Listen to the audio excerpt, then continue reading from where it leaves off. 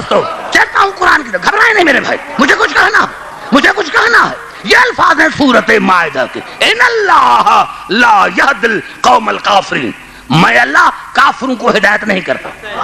میں اللہ، یہ جو بات اللہ نے بنایا ہے، ارے کہاں کہ پہلے تو قرآن کو پڑھ کر دیکھ، اللہ چاہتا کس کو ہے، کس کو نہیں چاہتا. اللہ جس کو چاہے عزت دے، تو کس کو چاہتا ہے؟ اللہ تو یہ کہا ان اللہ لا یہدی القوم الکافرین، میں اللہ کافروں کو ہدایت نہیں کرتا.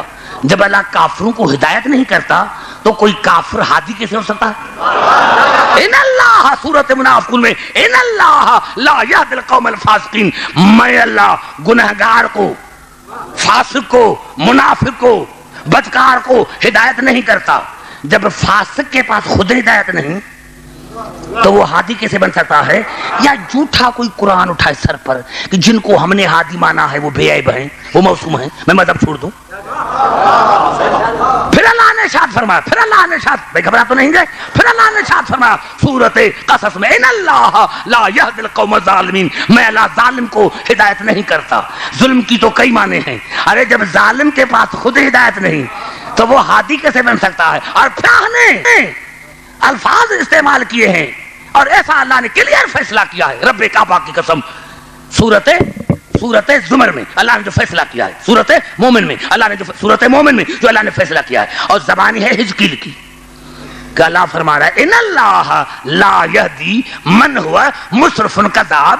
اگر موسیٰ جھوٹا ہوتا تو میں اس کو ہادی کیسے بناتا؟ میں نے تو کہا تھا کہ جب یہ میں آیت پڑھوں گا تو آپ سارے مجھے داد دیں گے.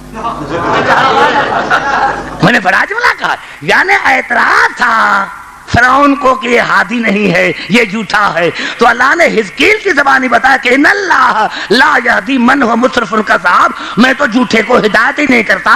اگر موسیٰ جھوٹا ہوتا تو میں ہدایت کیسے کرتا؟ پتا چلا جس نے ایک بھی زندگی میں جھوٹ بولا ہو اللہ اس کو ہادی نہیں بناتا.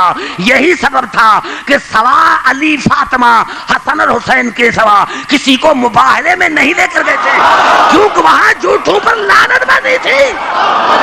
نعرہ حیدری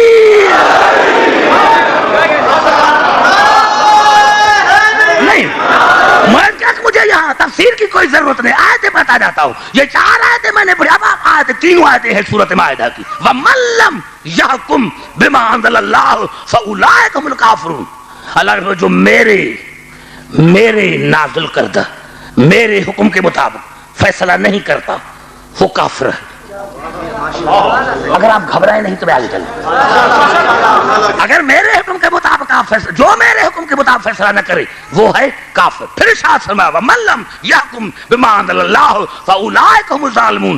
جو میرے حکم کے مطابق فیصلہ نہ کرے وہ ہے ظالم. پھر اللہ نے ارشاد فرمایا وَمَن لَّمْ يَحْكُمْ بِمَا أَنزَلَ اللَّهُ فَأُولَٰئِكَ هُمُ الْفَاسِقُونَ. جو میرے حکم کے مطابق فیصلہ نہ کرے وہ ہے فاسق. اب جس کو آپ دیکھیں ایک کو بتائیں، ایک ہو، یہ 3 آیتیں ہیں. پتا چلا حاکم وہ ہونا چاہیے جو کبھی نہ کافر رہا ہو. اس کے بعد میں 3 آیتیں پڑھوں گا، اگر آپ گھبرا گئے تو مجھے بتانا. میں نے کہا میں دوستوں کہ مجھے مزہ آ رہا ہے، موسم اچھا ہے. میں نے کہا کہ کافر کو حق نہیں ہے موسوم کی موجودگی میں، ظالم کو حق نہیں ہے موسوم کی موجودگی میں، فاسق کو حق نہیں ہے موسوم کی موجودگی میں کہ حاکم بنے. یہی سبب. توجہ، ہمارے پہلے امام سے لے کر ہمارے چھٹے امام تک یہ 6 تفاسیر کی ہو، سب نے کہا ہوگا لیکن جو میری نظر سے گزری ہے، ہمارے ہر امام نے فرمایا کہ کاش مسلمان قرآن کو سمجھتے تو ہمارے سوا کسی کو حاکم نہ بناتے. آپ کو بلا میں 3 ہے، گھبرا تو نہیں ہے میرے بھائی، میں اس کا سارے پڑھے لکھے موجود ہیں. 3 آیتیں میں پڑھنا چاہتا ہوں، نمبر بھی دینا چاہتا ہوں.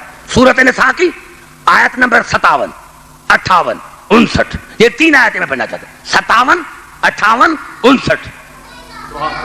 موسو نے فرمایا جو پہلی آیت ہے وہ ہے ہمارے لیے، جو دوسری آیت ہے وہ ہے عوام کے لیے، اور جو تیسری آیت ہے وہ ہے ہمارے دشمنوں کے لیے. اب میں 3 آیتیں پڑھوں. دیکھیں بڑا جملہ کرنا چاہتا ہوں. اگر بھائی نہیں تو نہیں آ رہی ہے؟ نہیں، اتنا ٹائم نہیں گزرا. اور پہلی آیت جو ہے ماں کے لیے وہ آپ دیکھیں عجیب آیت ہے. میں تب ترجمہ کروں گا، کوئی تبصرہ نہیں کروں گا. ارشاد ہے ان اللہ یامرکم ان تؤدوا الامانات الی اہلھا. اللہ تمہیں حکم دیتا ہے کہ امانتوں کو پہنچاؤ ان کے پاس جو امانتوں کے وارث ہیں. میں نے کہا کہ ایک لفظ میرا نقطہ ہے. اللہ حکم دیتا ہے تمہیں کہ امانتوں کو پہنچاؤ ان کے پاس جو امانتوں کے وارث ہیں. وَإِذَا حَكَمْتُمْ بَيْنَ النَّاسِ أَن تَحْكُمُوا بِالْعَدْلِ. اور جب میں اللہ تمہیں انسانوں کا حاکم بناؤں تو پھر فیصلہ کرو عدل کے ساتھ. میرے نوجوانوں، میرے پڑھے لکھے حضرات، میں کہ آپ سے زیادہ تو مجھے پڑھے لکھے حضرات نہیں ملیں گے نا. اذا حکمتم بین الناس ان تحکموا بالعدل. اور جب میں اللہ تمہیں انسانوں کے درمیان حاکم بناؤں تو فیصلہ کرو عدل کے ساتھ، عدل کے ساتھ، عدل کے ساتھ. اور جن کے مذہب میں عدلی نہیں، میں نے بڑا جملہ کر دیا کہ بات سمجھ میں آ جائے. جہاں عدلی نہیں میں ان سے بات کیسے کروں؟ امانتوں پہنچاؤ جو امانتوں کے وارث ہیں، جو امانتوں کے اہل ہیں. قرآن شاہد ہے، مسلمانوں کی تاریخیں شاہد ہیں کہ حضور اکرم جب شب ہجرت کی تو علی کو کیا کر گئے تھے؟ یا علی امانتیں دے کر پھرانا، یا علی امانتیں دے کر پھرانا. رسول کو اتنی فکر تھی امانتوں کی، یا علی امانتیں دے کر پھرانا. یعنی کافر رسول کو امین کہتے تھے. قرآن شاہد ہے. کافر رسول کو صادق کہتے تھے. کافروں کی نظر میں رسول امین ہے اور رسول کی نظر میں علی امین ہے. کافروں کی نظر میں رسول امین ہے اور رسول کی نظر میں علی امین ہے. گھبرائے نہیں میرے بھائی، کافروں کی نظر میں نہیں، نعرے کم لگائے تاکہ میں آگے چل. کافروں کی نظر میں رسول امین ہے، رسول کی نظر میں علی امین ہے. اور کسی کی امانتیں تھی؟ کافروں کی امانتیں تھی نا. مشرکین کی امانتیں تھے. کون سی امانتیں تھی؟ پیسے ہوں گے، چاندی ہوگا، سونا ہوگا. علی یہ دیکھ کر پھرانا. پھر سلایا علی کو تھا، امانتیں کسی اور کو دیتا.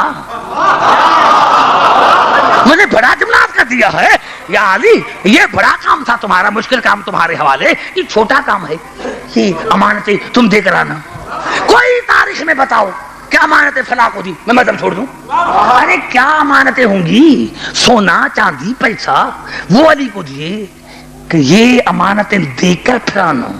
رسول کو اتنی فکر ہے امانتوں کی.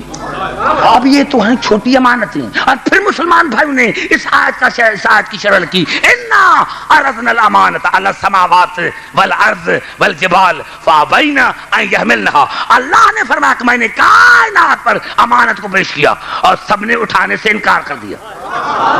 یا مسلمان لکھا کہ امانت کی معنی ہے دین. امانت کی معنی ہے دین، یعنی سب سے بڑی امانت ہے اللہ کا دین. ارے جو رسول